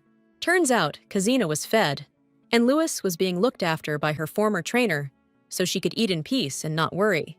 She figured the Duke was apologizing this way, but it felt a little too over the top. She thought the guy would quickly forget about it, but this time she was clearly wrong. She didn't think Albrecht needed to sweat it so much. The guy was expecting her to grill him about why he slept with a dragon, but she didn't. But Lithia just laughed. Some might think she's weird, but she totally got why the Duke would sleep on his dragon's scales. That wasn't the answer he expected, but the reason he slept next to the dragon wasn't about its scales at all. It was something else entirely. He still couldn't fully trust Lithia. The scars left by other trainers cut way too deep. So, in the moment, drawing his blade, then feeding and healing her, seemed like the right call. But why was his heart racing like this now? A new day dawned, and Lithia now understood how tough it was to train other people. They needed more resources on riding dragons, and honestly, her assistants were still clueless about so much. She could hit the library, but there was no guarantee they'd have all the books she needed. Still, she'd have to check it out. It was almost time to get Kazan ready to socialize, and Lithia needed info on Agric's dragons, which meant it was time to talk to Albrecht, who was already out walking Kazan. Weirdly, after the whole knife thing, Lithia felt super awkward around him. Still, Lithia knew a lot of the Agric's dragon records were lost, so she needed the Duke's knowledge. Everything he learned raising his dragon. The guy was actually down to spill everything he knew, so there was no need to sweat it. Lithia knew the Duke's experience was the most important thing right now, but she wasn't used to being taken care of. Still, it was pretty nice, and it didn't get in the way of her thinking. Overall, her request sounded pretty reasonable, but she wasn't sure if the Duke trusted her enough to share intel. But while the guy was in a good mood, she decided to ask permission to build a training enclosure and use the storage space. The idea was interesting, so the Duke gave the butler instructions about the library, but he needed to think about the enclosure. Besides, she'd said Kazan should live with other dragons, and now she'd changed her mind. That's right, but he'll only live with other dragons after training and socializing, because he has some seriously strong likes and dislikes. It's totally possible that's why Lithia's working so hard. She didn't deny it, since it was one of the reasons she agreed to become a personal trainer in the duchy. Rohannes got where the girl was coming from, but he also knew his dragon was really touched by her attempts to retrain Louis. Except, that wasn't really the issue, because Louis is a female, so Kazan was just giving her more attention and being more patient. And the Duke realized his favorite dragon was into a female of another species. Just the thought of it really ticked the dragon off. He got all worked up, and it was hard to tell if he was angry or just embarrassed. Lithia watched Kazan's reaction closely, 'cause she'd never seen anything like it before. Plus, Kazan kept telling his master he didn't like any females. But if that was the case, the trainer couldn't figure out why he was acting up. Evening came, and Albrecht got word that Lithia was in the library. Weird how that girl was always holed up in there, practically every day. Part of him thought keeping tabs on her was dumb, but he still couldn't totally trust her either. So, he wasn't about to let her out of his sight. Not when you gotta stay sharp every second in his territory. But from what he's gathered about the girl, she's only interested in the dragons, and doesn't seem to have any ulterior motives. He wondered, yet again, could he really trust Lithia? Or was this just another woman's trick? But a lot of other trainers seemed harmless at first, then showed their true colors. And if this girl hurts Kazan, he'll never forgive her. Just then, Baskal walked into the main character's office with a stack of documents. The man wasn't alone. Emerald was with him.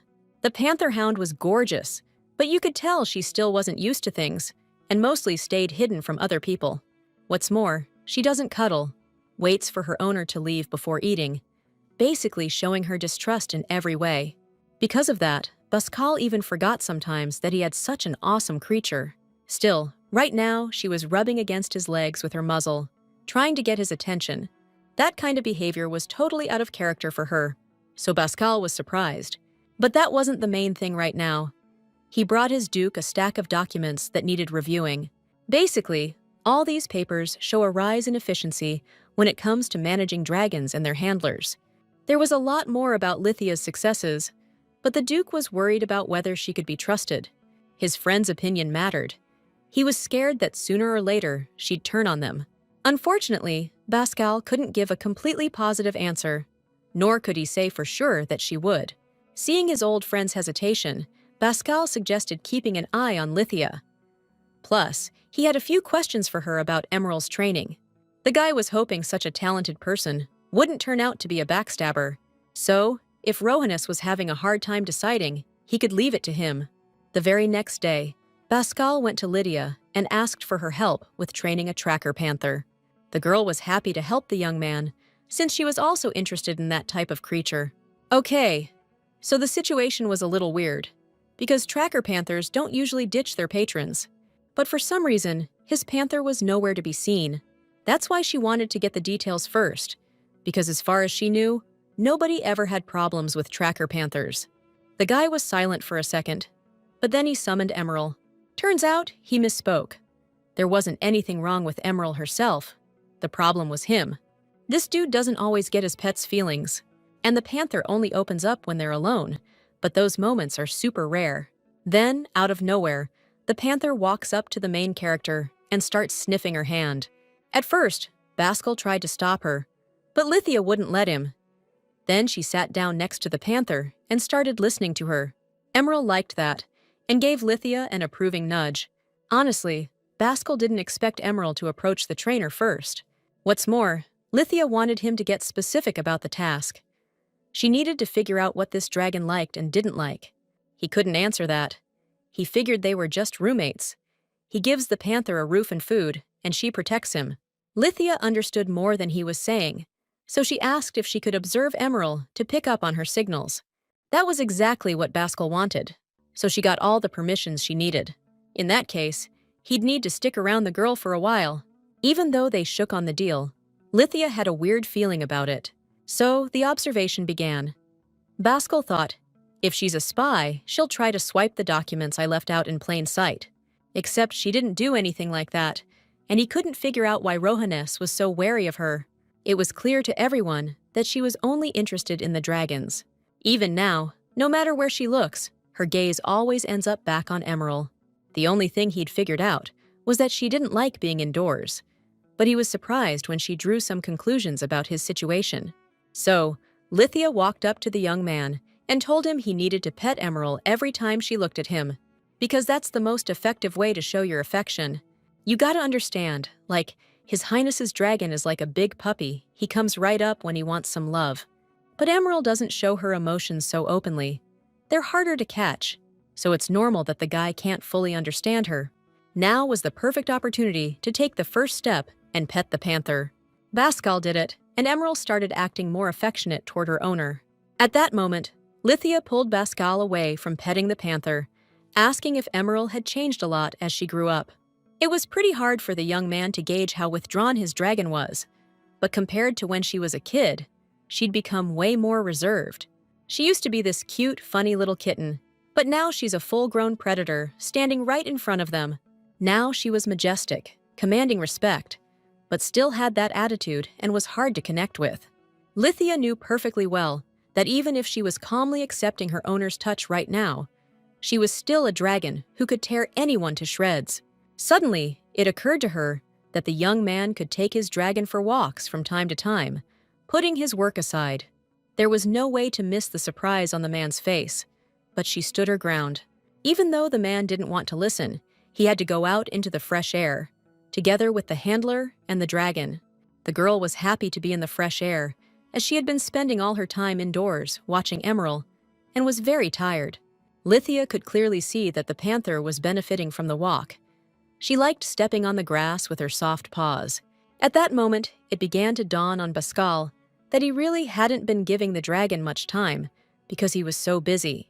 Lithia understood perfectly well that the Duke's personal assistant spent too much time at work, and watching her owner, the panther didn't ask much of him. Look, a guy's gotta realize, if a panther's chilling at his feet, he needs to step away from work and give her all the attention he can. He needs to pet her, maybe give her a treat, or even better, take her for a walk. That'll do the trick for now. Plus, if a guy shows a little more affection on those walks, it's a win-win for everyone. Even now, if Pascal just looked closely, he'd see one happy dragon lady. Right then, the guy noticed that watching his pet was seriously tough on Lithia, but she handled the situation like a pro. Truth is, Emerald wasn't the problem. It was Pascal, who didn't know how to approach her. So, he needed to go to Lithia for everything. Suddenly, he burst out laughing, saying Lithia was one amazing person. Then he bowed low, offering her his sincerest apologies. The truth is, he only asked for advice so he could hang out with her. That was a pretty speech. But Lithia knew it was all about keeping her in line.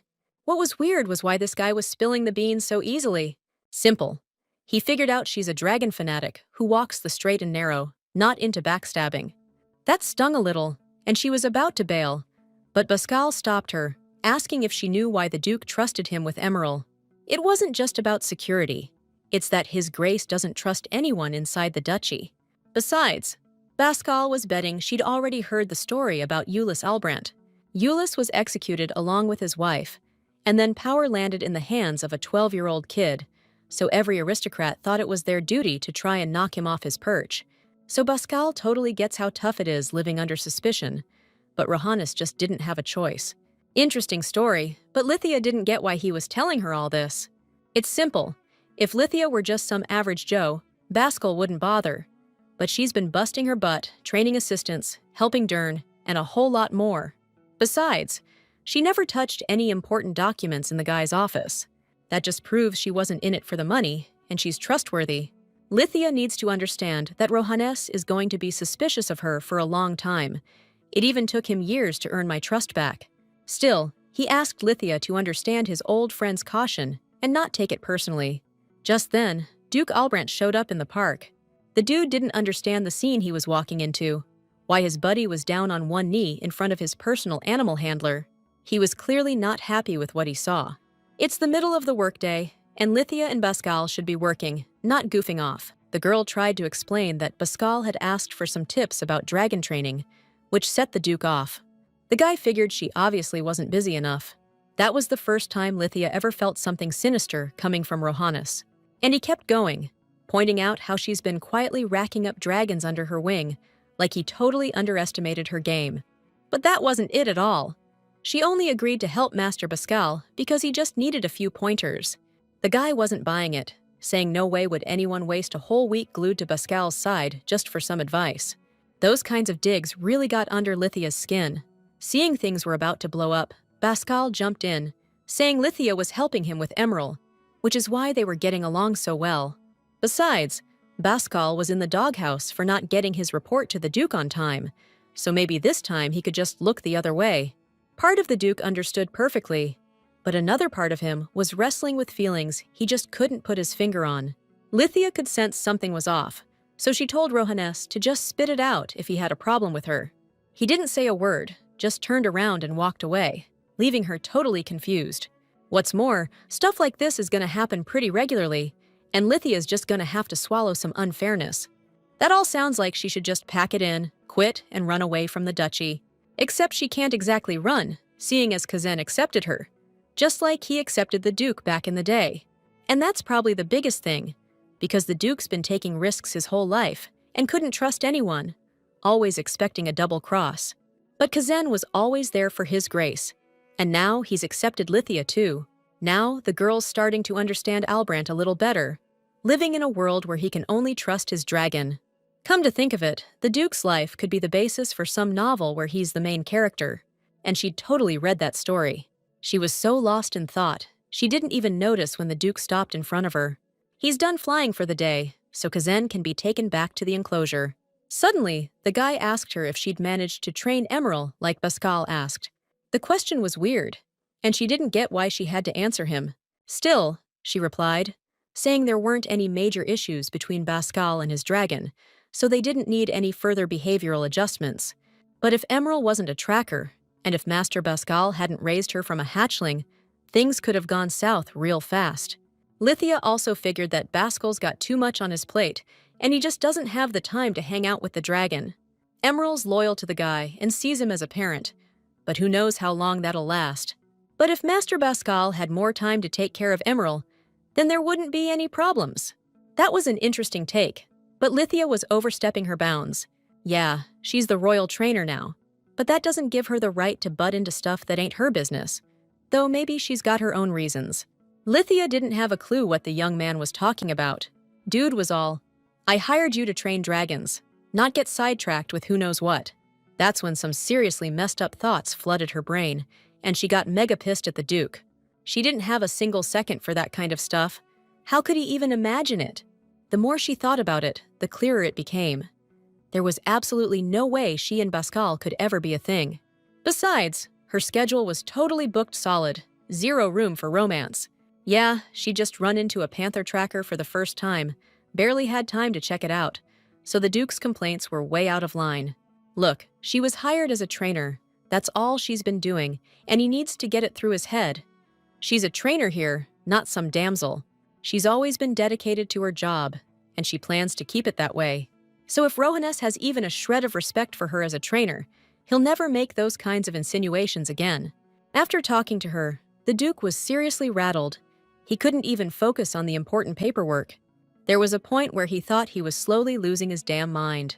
He had no clue why he'd said those things to Lithia, especially knowing Pascal's plans. But seeing them together, for some reason, it just rubbed him the wrong way. And the worst part?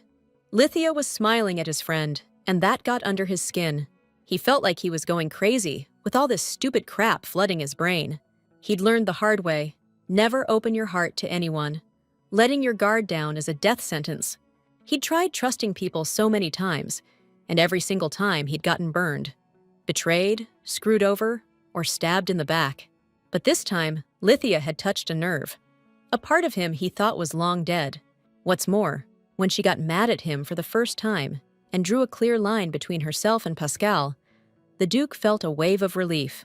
Now that he's cooled down a bit, he realizes he's got another reason to apologize to Lithia. Easier said than done, though. Time passed, and she was trying to avoid her boss. But hey, a job's a job. What's more, they were heading to a business meeting together with Ukandir. He was the guy supposed to build the enclosure for His Highness's dragon. Only problem was, Ukandir couldn't read blueprints, so Lithia had to explain everything to him like he was 5. They pretty quickly figured out where the doors would go, where the cage is, and where the water trough. But Lithia asked the guy to add a clear wall around the outside of the cage. The main goal of the upcoming training was to introduce the dragons to each other. If there's an extra barrier where they can see and smell each other, things should go perfectly.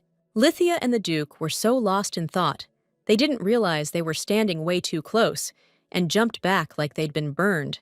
So, they tried to hide their awkwardness behind business talk. The Duke was ready to shell out for sturdy materials, and they'd use magic to make the wall see-through. They wrapped up the discussion, and Ukandir immediately picked up on the vibe between them. Right then, Lithia just wanted to vanish into thin air. Rohannes was feeling a little weird too, so he wanted to clear a few things up. Lithia couldn't even guess what he was going to say this time, but he just stayed silent. It was weird how he was dragging out the conversation. She had no idea he was battling himself inside, trying to get over his own hang-ups to talk about what happened. And after steeling himself, he choked out a single word of apology. The guy remembered every hurtful thing he'd said to her, so he felt like he had to apologize. Part of her accepted his apology, but another part knew he didn't really have anything to apologize for. Yeah, she had a rough day, but she's just an employee. The Duke doesn't need to bow down to her that easily. I mean, if the only beast tamer in the whole duchy isn't considered top tier, it makes her judgment look like garbage. Honestly, it's not the first time she's heard stuff like that, so she's used to it. Her response was colored by some bad experiences back in Ashur, but she sincerely apologized to the guy for being so out of line. That's why he should never have to lower himself to her level. Overall, her experience with nobles has been pretty awful, but looking at the Duke, she couldn't help but apologize.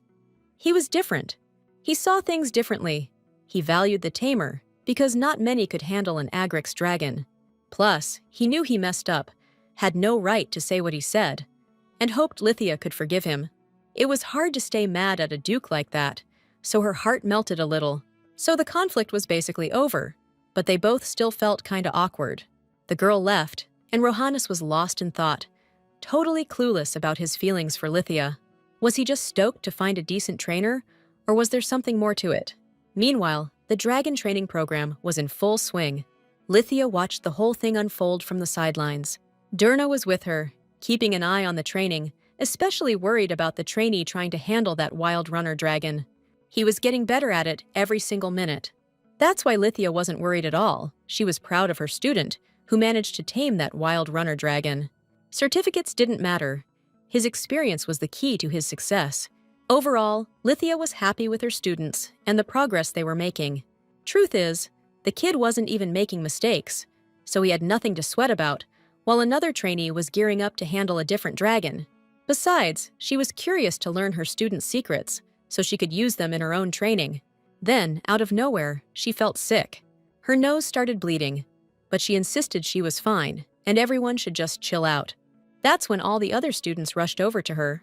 They figured she'd been pushing herself too hard and was just plain exhausted, which is why she was getting a nosebleed. But she held up her hand and told everyone to stop fussing. She was totally okay. She told them all to get back to what they were doing, but nobody wanted to leave. They all wanted to help. Thing is, she didn't need a doctor, but a hand feeding the dragons would be awesome. Now, only Madame Durna was left with Litia, rummaging through her magic case for a potion to stop the bleeding. The weird thing was, Lydia wasn't tired enough to be getting nosebleeds. But, all things considered, at some point, it seemed to her like she'd bitten off more than she could chew. What's worse, these kinds of episodes started happening more and more, even when she was just doing paperwork. And if the Duke finds out about this, he'll freak. At that moment, a drop of blood fell on the table. Lucky it was just that the exam questions weren't ruined. She knew perfectly well the exam had to happen in the spring, so time was running out. There were some seriously promising kids among the students, and if some of them get licensed and stay in the dukedom, it'll be a huge boost for the Duke. She was so lost in thought, she didn't see Pascal up ahead and bumped right into him. He was worried about Lithia, but she told him she was fine. It's just a little nosebleed, happens all the time. But Pascal didn't think that was it. The girl was way too pale. Lithia ignored the comment though, and making some excuse about urgent business, took off.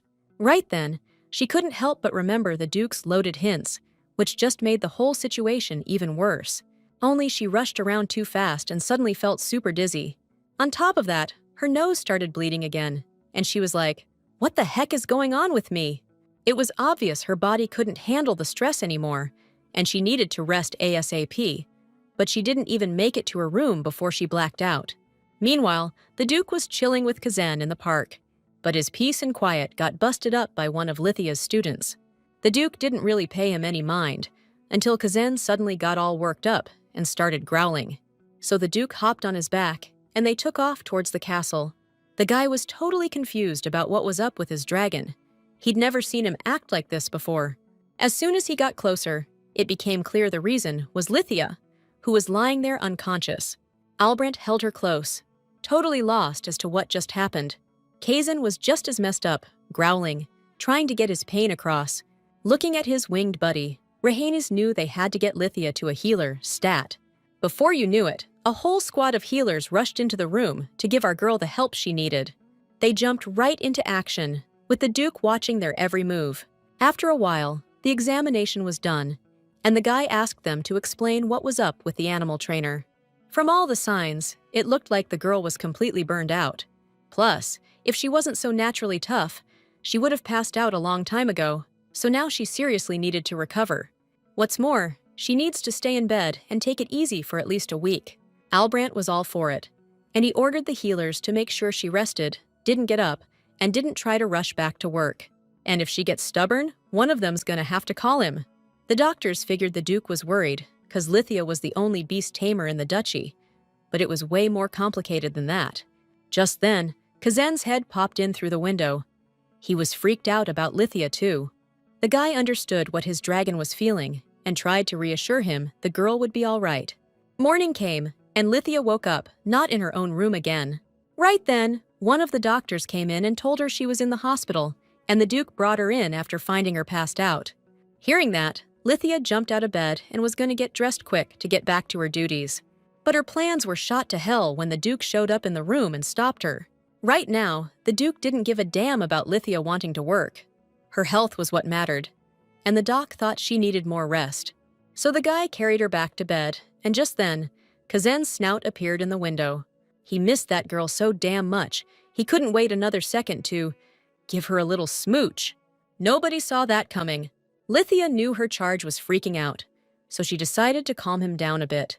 Meanwhile, the doctor couldn't figure out how a dragon even got into the clinic in the first place. The trainer was sure Kazen raised hell until the Duke finally agreed to take him along. That much was clear, but she needed to realize that if she didn't take care of herself, she'd be stuck in the infirmary for a long, long time. The doctors and Lithia reached a compromise, but the dragon had to get out of here ASAP. The guy and girl were alone in the room. She promised him she'd take better care of herself from now on. Just then, Lithia screamed. She realized her study materials were trashed. No sweat, though, because the Duke gathered the papers, stacked them up, and handed them to Bruce.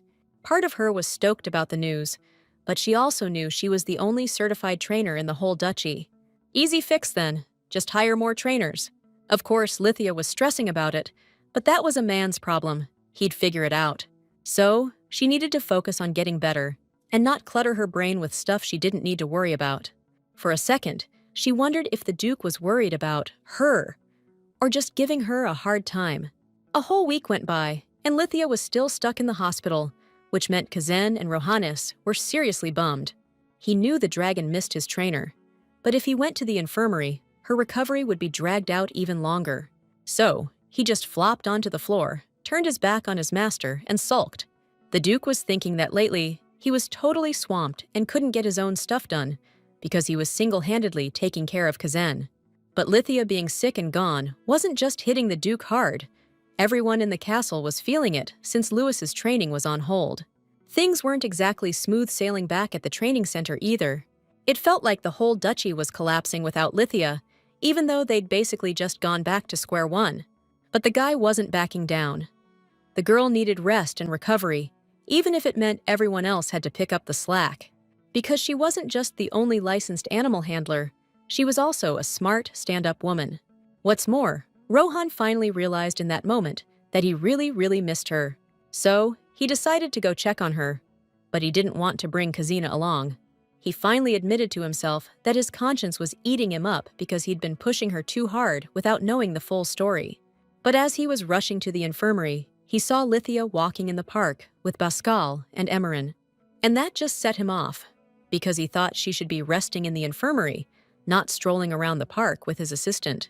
The situation was awkward, so Pascal tried to lighten the mood. Still, Albrecht wasn't backing down. He was trying to figure out why Lithia wasn't in bed. Turns out, the healer had given the girl permission to get some fresh air in the park. Pascal added that no matter who the patient was, being cooped up inside all the time wasn't good for them. But his grace didn't buy it. There was a dragon involved in this walk, and Lithia was a dragon tamer, so he had a hard time believing she was resting. Just then, the girl clung to the panther. She hadn't seen a single dragon in days, and she was feeling genuinely happy. So there was no way she was giving this awesome little dragon back to the Duke. Seeing how much Lithia liked Emerald, Albrecht asked Pascal to let the girl keep the panther for a while. Except Lithia didn't want to separate the panther from its owner, which meant Pascal had to stick around. As soon as she said it, the main character realized how that sounded, and Rohan's face made it clear he was not happy. He was absolutely seething. So, he started leaning on the girl again, saying if she didn't get back to her room, they'd drag out her recovery time. That's when Pascal stepped in to smooth things over. The guy reminded his buddy that being bedridden for too long isn't good either, which is why the doc gave Lithia the green light to go to the park. Then he leaned in and whispered that people need to voice their feelings, or no one will get them. That was solid advice. The Duke needed to chew on that. Just then, Pascal walked into his office, papers in hand, apologizing for being late. The Duke wasn't about to waste time on chit-chat, so he got straight to the point. He wanted to hire another trainer, but it was super tough, since they needed someone with a spotless record. And let's be real, finding another trainer like Lithia was a long shot. Albrandt knew that perfectly well. But he didn't need another Lithia. He needed someone to back her up. Right then, Pascal pointed out that no one can read Rohannes's mind, especially when Lithia's involved. In other words, the guy needed to stop digging himself a hole and just be honest. But as usual, the young dude pretended he didn't get what his old friend was saying. But Pascal reminded him that if he'd just said he was worried about the girl's well-being, she would have accepted his concern. Okay, enough with the feelings. Time to get back to business, namely finding a trainer. The Asher Training Center seemed like a decent enough place. Yeah, the director was taking kickbacks from some count who was helping out his son, but nothing else came up in the audit. So, that's where the Duke planned to find some suitable trainers. Plus, the Duke was planning on bringing Lithia with him when he went to this training center. Pascal knew the Duke didn't really need to bring Lithia along, but the young man was still so clueless and didn't understand his true feelings. 5 more days passed. Lithia was discharged from the infirmary, and the first thing she did was go check on Kazan. The dragon was super happy to see her too. They started hugging. They were just that damn happy. The girl thanked the dragon for finding her unconscious and carrying her to the infirmary. Only now did she realize how badly she'd scared this strong, handsome dragon, seeing someone he cared about bleeding out. So now she could let him be a little grumpy and blow off some steam from the last few days. Plus, she just had a brilliant idea. They could fly together. It was the best decision she'd made in a while, and it made them both happy. Flying with Kazan was a refined and ultimate pleasure for Lithia. Duke Albrandt watched them from the ground with a smile. As soon as they landed back on solid ground, Lithia noticed they weren't alone in the clearing. The young man reminded her that she'd just left the infirmary, so she needed to take care of herself and not throw herself back into work. Lithia knew the Duke sounded cold, but deep down, he was really worried about her. She wasn't stressed, though. It had been too long since she'd flown, and being high in the sky with Kazan felt amazing. A guy might take that the wrong way, but for now, Lydia's gonna hold off on dragon feeding and focus on training. If that's the case, she could just grab Kazan and head home. Rohannes can handle the rest. It was clear Lydia totally missed the guy's good intentions and got offended. Even so, the Duke stopped her and told her he was heading to the imperial capital soon. He's going there to find some top-notch trainer candidates for his duchy, and he wants Lydia's help with the selection. That was a total curveball, and she wasn't really sure how she could help the Duke. But her involvement was settled. They're heading to the capital in 3 weeks, and until then, she needs to get her strength back. Just then, the Duke saw her happy smile and knew he'd made the right call. Time flew by, but her assistants wouldn't let her study for the exam, or even get near feeding the dragons. They all thought they were doing the right thing, especially since Lithia had already passed out from exhaustion once. They weren't about to let that happen again. The rest definitely did her good, but looking at the Duke now, she was getting a bad feeling. Seriously, she couldn't figure out why she had to ride in the carriage with him instead of watching over Kazan. He didn't care that Lithia didn't want to ride with him. Sitting face to face with the boss was pure torture for her, but she had to follow her employer's orders. At least Kazan looked totally calm, even though his special training hadn't even started yet. Plus, a few assistants were escorting them on dragon steeds. All in all, this trip was shaping up to be one for the books. Rohannes suddenly realized Lithia might be super uncomfortable riding with him, so they'd need to get another carriage on the way back. She's finally asleep, so there's a good chance we won't need that second carriage after all. But he was worried about her being uncomfortable, so he decided to adjust her position a bit on the seat. Just then, they hit a rock and the carriage jolted. But the young man managed to pull the girl close, stopping her from falling. Except she started acting kinda weird, kissing him on the shoulder. It was just a simple gesture, but it unleashed a whirlwind of feelings he'd never felt before. Emotions that were hard to control and understand. So, at some point, he gently pushed Lithia away, explaining that the carriage had hit a bump and the wheel jumped. Besides, they were almost at the capital, so it was time to wake up anyway. As they entered the city, Lithia realized that the training center they were headed to was Ashar, where she used to work. The man explained that they were only here because this center was under the Empire's protection, so it was less likely to be shady than the others. Lithia wasn't exactly sold on calling this place clean, But she wasn't about to argue with her boss, so she went to keep an eye on Kazen. She told the dragon to chill out and not freak out the humans or the other dragons. Just then, her old buddy from back when she worked at Asher ran up to her. She was stoked to see her old friends, but then Rowanus showed up behind her and totally killed the vibe. Lithia had to get Kazen settled, then head to the director's office where the Duke was waiting for her. She didn't get why she had to sit in on business talks.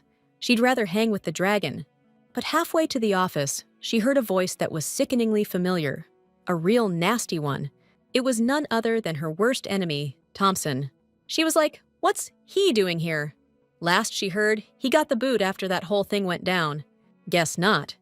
And of course, the dude started running his mouth, saying she'd, charmed the Duke, and now she's strutting around like she owns the place. He figured, since the girl was back at the training center, the Duke must have kicked her out. So he thought he'd show a little pity and take her under his wing. He started coming onto her stronger, even getting handsy, saying he liked girls with a bit of fire in them, the feisty type.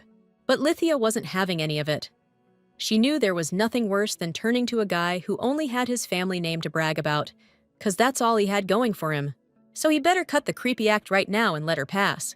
Even better, he should go do his actual job. Maybe then he'd be a halfway decent excuse for a man. Thompson got so mad he was about to punch Lithia, but the punch never landed. Duke Albrandt stepped in and protected her. His eyes blazed with fury. The drawn sword made it clear this guy wasn't messing around when it came to protecting what was his.